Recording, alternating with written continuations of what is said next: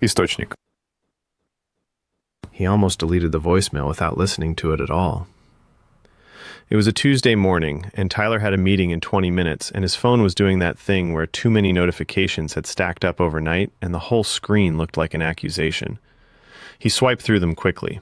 Email from his boss, group chat from college friends, a text from Marcus about a show on Friday, and there, between two things he'd already dismissed, the little red badge on his voicemail icon with the number 3 in it. 3 unheard messages. He already knew what they were. His dentist's automated reminder, something from his bank, and the one from Aunt Carol that had come in last Thursday while he was in a meeting. He'd seen her name on the screen when it rang. He'd even hovered over the answer button for a second. Then he'd pressed decline and told himself he'd call her right back. That had been 5 days ago. He tapped the voicemail icon now. Her voice came through the speaker, warm and a little formal, the way she always got with voicemails, like she was leaving a message on someone's office machine and wanted to be professional about it. Tyler, it's Aunt Carol. I wanted to ask if you were still able to come by this Sunday. I'm making that apple cake, the one with the brown sugar glaze. You always liked it. A pause, the sound of her shifting the phone slightly. It would just be really nice to have some company. Call me back when you get a chance. He listened to the whole thing this time. He looked at his calendar. Sunday was in 4 days. He had nothing on Sunday. He thought, I'll call her tonight. He put his phone in his pocket and went to his meeting. He did not call her that night. He called her Saturday quickly from his car in a parking garage before meeting friends for dinner. She didn't pick up. He left a message. Hey, Aunt Carol, it's Tyler. I got your voicemail. Sorry it took me a bit to get back to you. Sunday sounds great. I'll be there. He said it the way he said most things. Easily, warmly, completely meaning it in the moment he was saying it. Then he went inside and had dinner and didn't think about it again. Sunday morning, he woke up at 10 with a dull headache and the particular flatness that follows a night that wasn't bad enough to feel bad about, but that had still cost him something. He lay there for a while. He made coffee. He looked at his phone. He saw Carol's name nowhere, which he registered as no reminder needed, no emergency, everything fine. He genuinely forgot. He went to the gym. He ran errands. He ate leftover Thai on his couch and watched 2 episodes of something. He fell asleep on the couch around 8 and woke up at 10:30 and moved to his bed. It was only when he was setting his alarm for the next morning that he saw it. Her name sitting there in his recent calls, the call from Saturday, and the timeline of the week arranged itself in his head, and he thought, Sunday. Today was Sunday. She made the apple cake. He stared at the ceiling for a long time. He almost texted right then. Wrote, Carol, I'm so sorry. Today got away from me. And then deleted it because it was late and she was probably asleep, and it felt like the wrong energy at 11 at night. He told himself he'd call first thing in the morning. He called Wednesday. She was completely fine. Oh, don't worry about it, she said. I know you're busy. Her voice was warm. She asked how work was going. He asked how she was. They talked for 8 minutes. She told him to come by soon. He said he absolutely would. He meant it when he said it. He just didn't write it anywhere. He didn't look at his calendar. He said it the way you say things when you want to keep the warmth in a conversation without committing to the specific gravity of a plan. He hung up and went back to his day. That was the problem, and it wasn't dramatic enough to name itself. That was what made it last so long. And that Tyler had been charming for as long as anyone could remember, and charming people tend to get extended lines of credit they didn't apply for. He was 28, worked in marketing at a company in Columbus that made industrial equipment nobody understood, but that always needed new ways to sound interesting, and he was good at his job in the specific way that depends more on reading people than on technical skill. He knew what angle made something sound exciting. He knew how to walk into a room where nobody knew each other and within 15 minutes have everyone talking. He'd been described as a natural more times than he could count, and he'd believed it without examining what it cost. He remembered birthdays. He asked follow-up questions. When a coworker mentioned in passing that their cat had been sick, Tyler would ask about the cat 2 weeks later, unprompted, and the coworker would glow a little at being remembered. He was the guy who could be talked into anything at the last minute, last-minute road trips, last-minute dinner plans, last-minute favors, and who showed up for those things with genuine energy. The problem was the non-last-minute things, the things that were scheduled, the things that depended on him being someone who kept track. He promised to help his friend Darren move in April and showed up at 1 in the afternoon when they'd started at 9. Most of the heavy lifting was done. He carried the last of the boxes, bought everyone pizza, was his most Tyler self about the whole thing, apologetic, funny, useful in the remaining time. And everyone let it go because Darren was his friend, and that's what friends do, and Tyler was Tyler.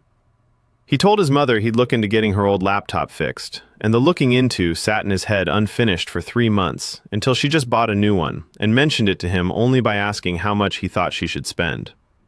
He signed up for his company's volunteer day in February, a Saturday thing where employees helped at a food bank, and canceled the morning of because he'd been out late the night before and genuinely felt rough. The email to his team lead said, "Something came up." He never specified. None of these things individually would have made him a bad person in anyone's accounting.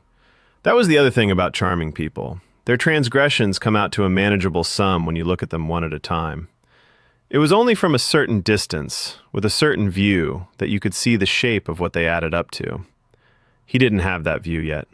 He was still inside the picture.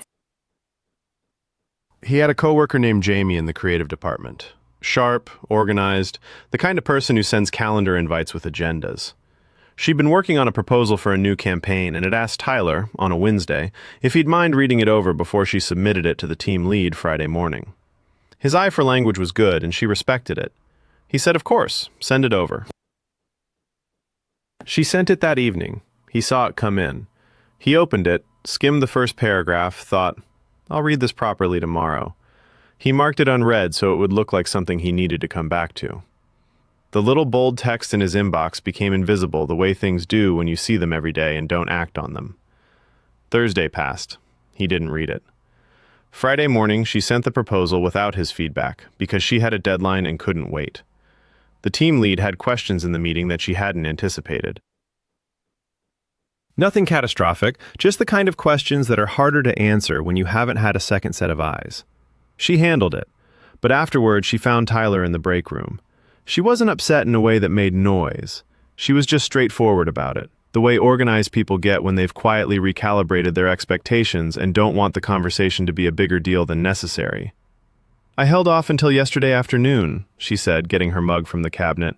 "I figured you were swamped. But next time, just tell me up front if you can't, so I can ask someone else. It's not a problem either way." "I'm sorry," Tyler said. It completely slipped. "I know," she said. "It's fine." She filled her mug and left. He stood there a moment longer than made sense. "It's fine." It had the texture of something that wasn't fine being wrapped up neatly because reopening it wasn't worth the effort. He'd heard that phrase his whole life, in various tones, and it had always landed as forgiveness. This time it landed differently, like a door that wasn't locked but wasn't quite open either. Thanksgiving at his parents' house was 3 weeks after the Sunday he'd missed. 18 people, 2 folding tables pushed together in the dining room, his Uncle Gary holding strong opinions about a football team nobody else in the room particularly cared about. Tyler arrived 12 minutes late, which was partly traffic and partly the 12 minutes he'd spent looking for his keys in an apartment where he'd put them in a slightly different place than usual. His Aunt Carol was already there. She was in the kitchen with his mother, both of them managing the synchronized chaos of the final 20 minutes before a meal, and she looked up when Tyler came through the door. She smiled. "Tyler, good to see you." Warm, easy, uncomplicated. That was it. He kissed her cheek, said it was good to see her too, and went to find the opener for a bottle of wine. The conversation moved on. He helped set up chairs. He carried a dish in from the kitchen. The meal happened in the way big family meals happen. Overlapping conversations, someone needing a different fork, laughter from across the table about something you didn't quite catch. But over the 2 hours that followed, Tyler noticed something he didn't know how to categorize. Every time there was a task to be handed off, reaching something from a high shelf, getting more ice from the garage, carrying the heavy serving dish from the kitchen to the table. Carol organized herself around other people. She asked his cousin Diane to hold something. She asked Tyler's dad, Frank, to carry the casserole dish because it was heavy. She thanked people when they helped her, graciously, like she always did. She didn't ask Tyler for anything. Not once. Not even in the casual, ambient way that families move through each other at gatherings, asking small things without thinking about it. He was right there. He was nearby. She just didn't look to him. He noticed it the way you notice a smell that's gone. Not by looking for it. Just by the shape of its absence. He helped anyway, without being asked. He carried plates. He refilled her water glass when he noticed it was getting low. She thanked him the way you thank someone you don't know very well. Polite, complete, already moving on. It was perfectly pleasant. That was the thing. It was just perfectly pleasant. And something about that was harder than if she'd said a word about the Sunday he'd missed. He drove home that night quieter than usual. His roommate, his cousin Danny, 23, who'd moved to Columbus 8 months ago for a job and needed a place to land, was on the couch with his laptop when Tyler came in. Danny was watching something with headphones half on, which meant he was available for conversation if you initiated it. Tyler sat down beside him. Didn't take his jacket off yet. "Good Thanksgiving?" Danny said, pulling one ear cup aside. "Yeah," Tyler said. "Fine."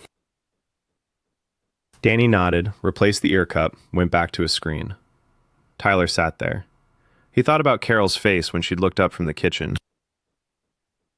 Normal, warm, nothing he could point to. And yet. He thought about something else, too. Back in September, when Danny had first moved in, Tyler had told him he'd help him set up a budget. Danny worked in entry-level sales and was managing money for the first time without a family safety net close by. He'd been anxious about it in a way he tried to make sound casual. Tyler had said, "Let's sit down this weekend and build you a spreadsheet. Super easy, I've done it before." Danny had said, "Great." The weekend had come, and Tyler had had other things going on. He'd said, "Next weekend for sure." Same result. Danny had mentioned it once since then, tentatively, and Tyler had said he hadn't forgotten. This weekend, definitely. That had been 7 weeks ago. He looked at Danny now, the easy way he sat, the habitual phone check between scenes, the comfortable assumption that nothing needed to be tracked or confirmed. And Tyler saw something in that he didn't want to articulate. He didn't say anything. He got up, went to the kitchen, poured a glass of water. He stood at the counter and drank half of it, looking at the window above the sink. Outside was just the parking lot, lit orange under the streetlights. Nothing to see. He poured the rest of the water out and went to bed. He called Carol the following Thursday. He'd been thinking about calling her since Thanksgiving, but kept choosing the wrong moment. Too early, too late. He'd just eaten, so he felt sluggish. He should wait until he felt more prepared for the conversation. That's how he'd been doing it, waiting until the conditions were right for a phone call, which is another way of waiting forever. On Thursday, he called from his parking garage after work, sitting in his car in the concrete half-dark with the engine off, and she picked up on the second ring. They talked normally for a few minutes. "How are you? How was the drive? The weather's turning cold." He waited for a natural opening and didn't find one, so eventually he just put it there himself. "Carol," he said, "I'm sorry about that Sunday. In October." A pause. "Oh, Tyler, don't. It's really all right." "Was there something specific about that day?" He said it carefully. "I mean, was there a reason you asked about that particular Sunday?" A longer pause. The sound of her settling somewhere, maybe sitting down. "It was the 4th anniversary," she said, "of your uncle's passing." Her voice was even, the way she got when she decided to be factual about something emotional. "I just thought it would be nice to have someone around, but I should have said, I didn't really explain why. That's on me."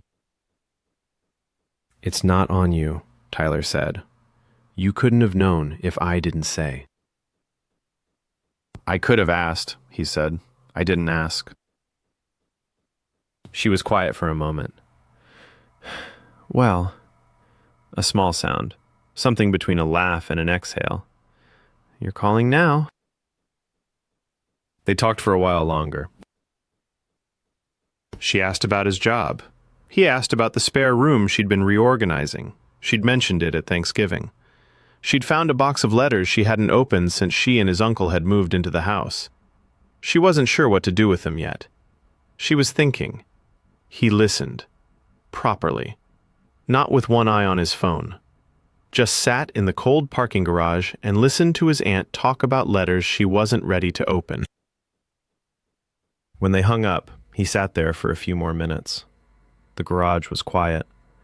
A car went past on the ramp above him, tires on concrete, and then it was quiet again. He'd said he'd come by soon before he hung up. He'd said it differently than he usually said things like that. He wasn't sure she'd noticed the difference, but he had.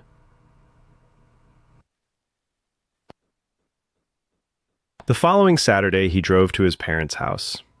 There was no occasion. His mother had mentioned something about the guest room needing attention, and he'd offered to help, and then she'd called to say she'd already sorted it, but he should still come for dinner. He went anyway. He got there at 2, which was 3 hours before dinner, and found his mother in the yard raking the last of the fall leaves with the methodical energy of someone who finds peace in a task that has a clear end state. He raked with her for an hour. They didn't talk that much. It was comfortable.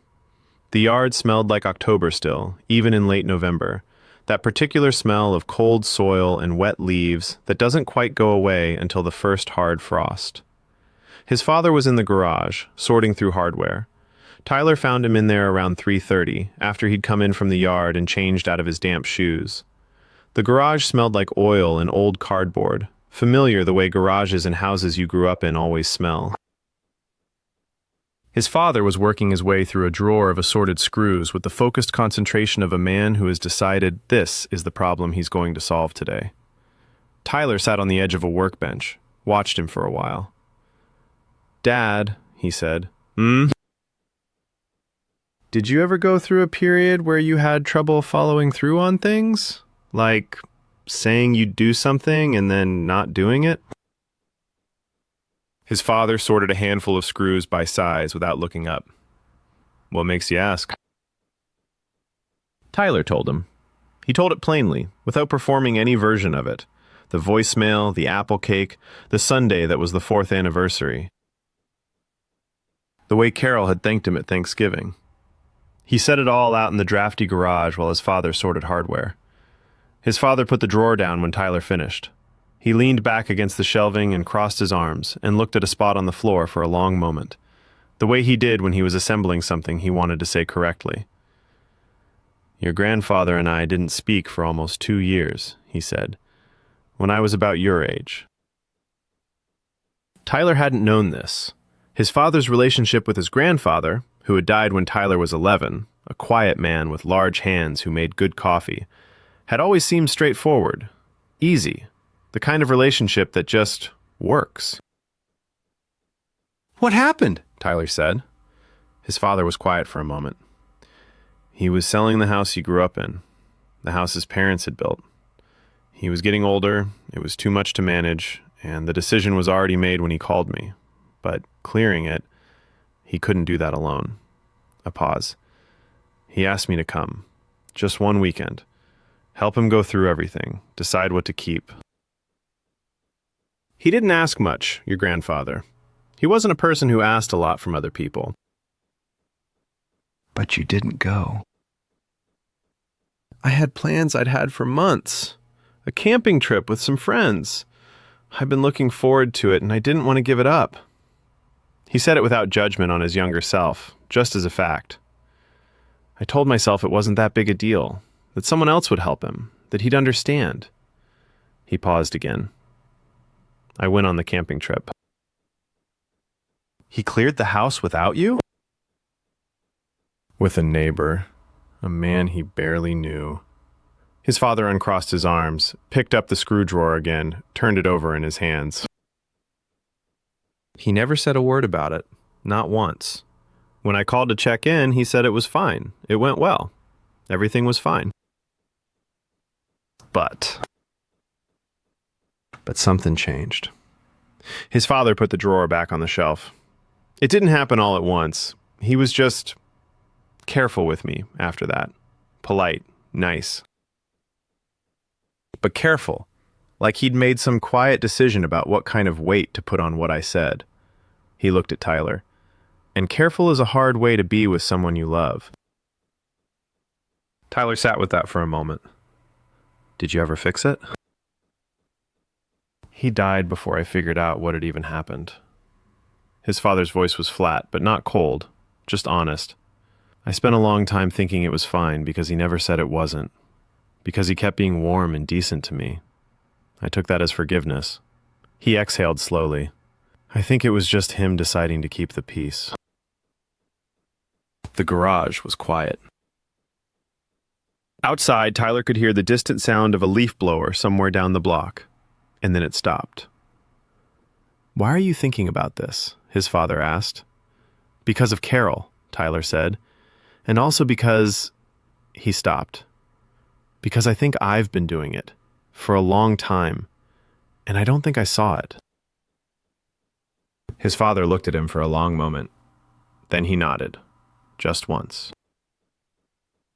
A small, compact acknowledgement of something understood. He didn't say anything else about it. He went back to sorting screws. Tyler stayed in the garage a while longer, not talking, just sitting on the workbench. It was comfortable. After a while, his mother called them both in for dinner. He drove home with the windows cracked, even though it was cold. The highway was empty enough for the hour. He kept both hands on the wheel. He'd spent a lot of his life moving fast between things that needed him and things that seemed interesting and things that called to him at any given moment. And the forward motion had always felt like evidence of engagement, like he was a person who was very much alive and in contact with the world. It hadn't occurred to him until recently that you could be constantly in motion and still be leaving things behind. Not dramatically, not on purpose, just by choosing, over and over, the thing that was in front of you, instead of the thing you'd committed to before it got there. He thought about what his father had said. He made some quiet decision about what kind of weight to put on what I said. He thought about Carol's voice on the phone. I should have said. That's on me. The way she'd apologize for the thing that wasn't her fault. The gracious maneuvering of someone who has learned not to expect more than they're likely to get. He thought about the apple cake with the brown sugar glaze sitting on her kitchen counter on a Sunday 4 years after her husband had died. He merged onto his exit and drove the rest of the way in silence. He did one thing the next week. He went to Danny. It was a weeknight, a Wednesday, nothing special about it. Tyler knocked on Danny's bedroom door. "Hey," he said, "I owe you that budget spreadsheet. I'm actually going to do it this weekend. Are you free Saturday morning?" Danny looked up from his phone with the specific expression of someone who has recalibrated their expectations and is now surprised they need to readjust them back. "Yeah?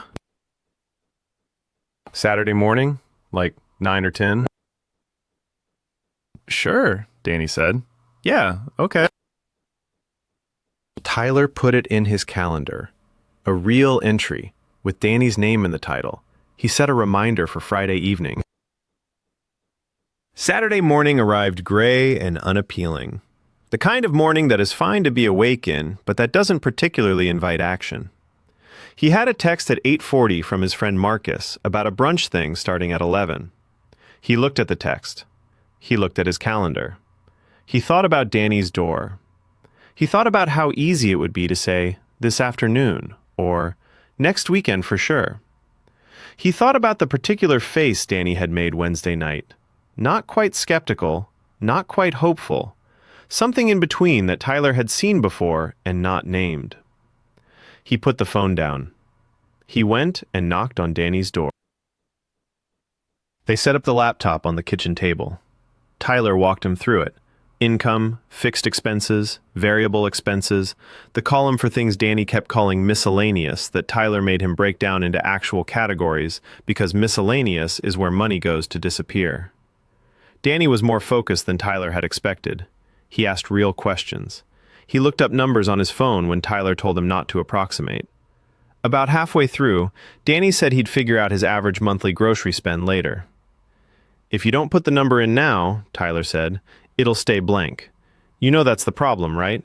You're going to look at this spreadsheet later and that cell will still be empty, and by then you'll have spent more than you should have on groceries because you didn't feel like figuring it out. Danny looked at him. That specific? That specific, Tyler said. Danny pulled up his bank history on his phone, spent 4 minutes adding up the grocery transactions from the last 2 months, put the number in. They finished the spreadsheet in 2 hours. By the end, it had actual numbers in all the cells. Danny stared at it like it was a document in a foreign language that he was surprised to find he could read. This is kind of depressing, Danny said. It's better than not knowing, Tyler said. Danny saved the file and emailed it to himself from 2 different accounts, which made Tyler laugh. He made it to brunch with Marcus at 11:40. He was late, but not very. The December before Christmas turned cold quickly. That particular Columbus cold that doesn't have drama in it, just a persistent, overcast gray that settles over everything and stays. Tyler had a work event, a team party, the usual seasonal logistics that filled up December before you agreed to any of it. He navigated all of it and was good at it, and smiled the right amount and drank less than he usually would because he had to drive home. He was in his car in the work party parking lot, keys in hand, when he thought about the gutter. Carol had mentioned it at Thanksgiving, not as a request, just in the way people mention things that are on their minds. The north side gutter, she'd said. It had pulled away from the fascia a little, and she'd been meaning to get someone in before winter really set in. She'd said it the way people say things they've been worrying about quietly and are finally saying out loud without meaning to make it anyone else's concern. Tyler sat in the cold parking lot and thought about the gutter. He texted Marcus. Do you still know that guy who does handyman stuff on weekends? Marcus replied in 4 minutes with a name and a number. Tyler called the number. The guy was available the following Saturday, confirmed the type of job over the phone, gave him a rough estimate. Tyler said he'd confirm by Friday. He called Carol. I got someone to come look at your gutter, he said when she picked up. A pause. The kind of pause where someone is recalibrating.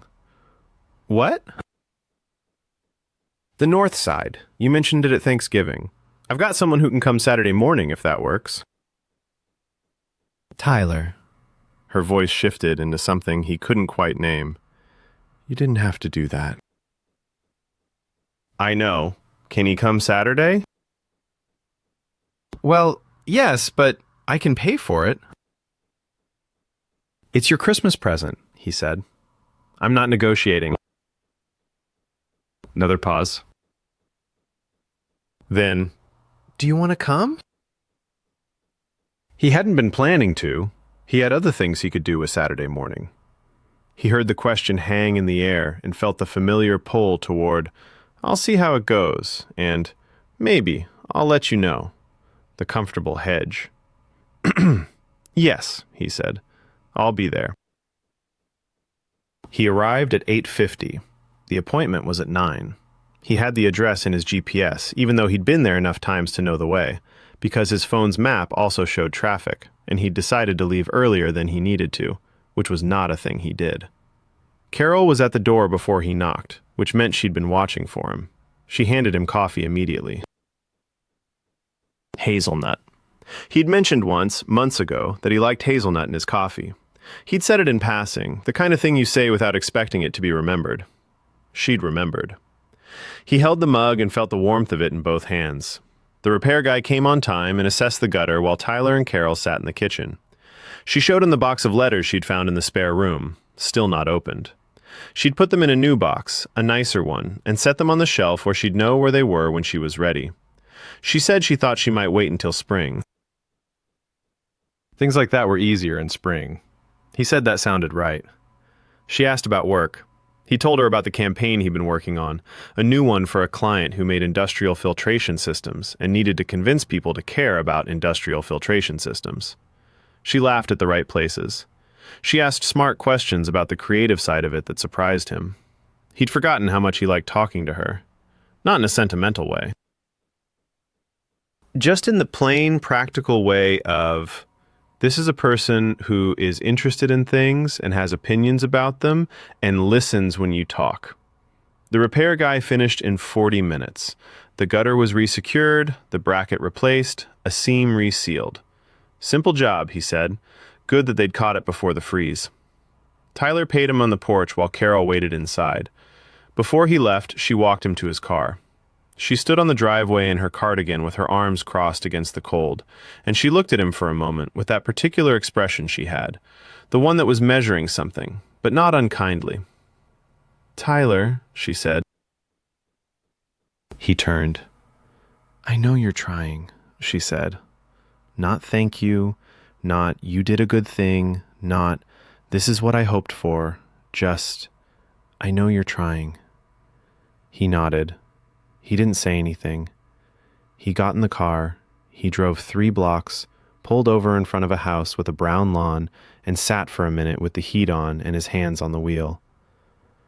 There was nothing to do with that sentence except carry it. He didn't become a different person. That's the honest way to end this, and it's the only one that's true. He was still sometimes running behind. He still had a tendency to read a text and close the app with the intention of replying properly later. He still, occasionally, underestimated how long things took and overestimated how much he could fit in a day. But something had changed in the quality of his attention to what he said. He'd started writing things down. Not everything, just the things that were commitments. The things where another person was going to arrange some part of their day or their expectations around his words. He put those in his calendar with the other person's name in the title. He didn't always understand why that made a difference, but it did. When you write a person's name next to an obligation, the obligation becomes less abstract. You see it as theirs, not yours. He'd started asking, too. When someone asked him to come somewhere or do something, he'd ask why. What's the occasion? Is there something specific about that day? Not every time, but enough times to catch the things that people say without explaining, the things that are sitting underneath a casual-sounding question.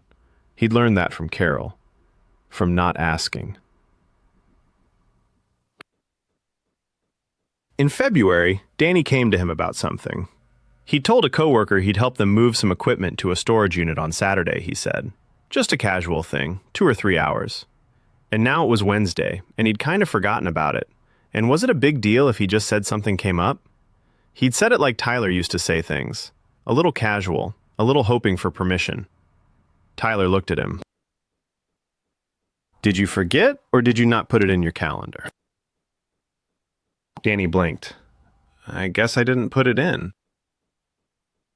"If it's not in the calendar," Tyler said, "you already decided not to do it. You just didn't tell yourself that yet." Danny sat with that for a moment. Then he got out his phone and added the Saturday event. He went. He texted Tyler afterward to say it had been fine, easy, whatever. Tyler said good and went back to what he was doing. It wasn't a big moment. It wasn't supposed to be. That was the point. On the 23rd of December, Tyler drove to Carol's house without any occasion for it.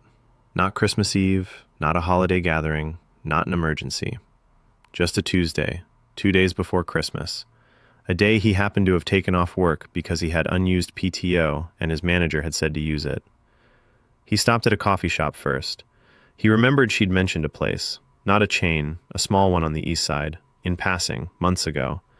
He'd written the name in his phone's notes app the same day she'd mentioned it, not because he'd planned to do anything with it, but because something in him had known enough to remember it. He found the note. He drove to the place. He ordered hazelnut for himself and asked what she usually got. The person at the counter said they didn't know her by name, but that was fine. He got her a latte with an extra shot because she'd mentioned once she liked her coffee strong. He drove to her house. She opened the door in a gray cardigan and looked at the cup in his hand. "What flavor?" she said. "Hazelnut, and a strong latte for you." She stepped back to let him in. "Sit down." They sat on the back porch. The yard was bare and still, the grass brown, the garden beds covered in dead stalks that she'd cut back in November. It was cold out there, the kind of cold that settles into coat fabric and requires you to hold your coffee with both hands and move occasionally just to stay warm. She didn't suggest going inside, and neither did he. They talked for a long time. She told him about a letter she'd finally opened from the box. One from her husband, written before they were married, during a period when they'd been apart for 5 months because of his work. She hadn't remembered it was in there. She said it was ordinary in the way that made it unbearable. He'd described a Tuesday, the weather, a meal he'd made, something a coworker had said that amused him. All the small reporting in of a person who expects to be told about your Tuesday in return. Tyler listened. She asked what he'd been thinking about lately. Not in a clinical way, just the question she'd always asked him, sitting on this porch, the one that assumed he'd have an answer. He thought about it honestly. He said he'd been thinking about what it meant to actually be somewhere. Like, present, not just physically, and how he wasn't sure he'd understood the difference for most of his adult life. She looked at him, the measuring look. "That's a hard thing to see about yourself," she said. "I think I needed someone to show me," he said. She didn't ask who. She took a sip of her latte and looked at the bare yard. A bird landed on the dead garden bed, pecked at something invisible in the frozen soil, and left. They sat until it got dark. He didn't check his phone. It didn't occur to him to. When he got up to leave, she walked him to the door. She hugged him in the entryway, both arms, the kind of hug that isn't rushed. He stayed in it. He drove home in the December dark with the heat on, watching the houses on her street give way to the highway to the familiar grid of his neighborhood. Lights in windows, people inside doing ordinary Tuesday things. He'd shown up on a day that wasn't marked on anyone's calendar. He'd brought the right coffee. He'd stayed until it was dark and cold and there was nothing left to say that hadn't been said. And then he'd said he'd come back sometime in January, and he meant it in the specific way now, the way that meant he'd already thought about what day might work, and he'd put it in the calendar before he got home. No one was watching. There was no occasion. He didn't expect her to tell anyone about it, or think of him differently, or remember it as the day he turned things around. He just drove home and ate dinner and went to bed like it was a normal Tuesday. Because it was. That was the thing he'd taken a long time to understand. The ordinary Tuesdays were the whole thing. Not the grand gestures that arrived like an apology and gift wrap. The ordinary Tuesdays where you showed up, not because it was convenient, not because someone would notice, but because you said you would, and someone had taken you at your word. His father had told him that careful was a hard way to live with someone you loved. He understood now that the opposite of careful was something harder to build than it looked. It wasn't just intention. Intention was the part he'd always been good at. It was the part after intention. The part where the feeling turned into emotion, and the motion turned into a habit, and the habit turned into the thing other people could count on. He was still building that. He expected he'd be building it for a long time. But he had stopped treating his words like weather, like things that passed over the people in his life and left nothing behind. He knew now that they landed. He knew that someone, somewhere, was storing what he said and making room for it, building around it, deciding what kind of weight to put on what he said. He was learning to make sure that weight had something real underneath it.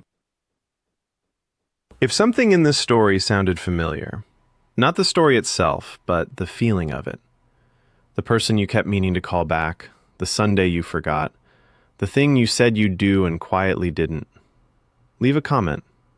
Not to confess anything, just because sometimes a story from the outside is the clearest mirror you're going to get.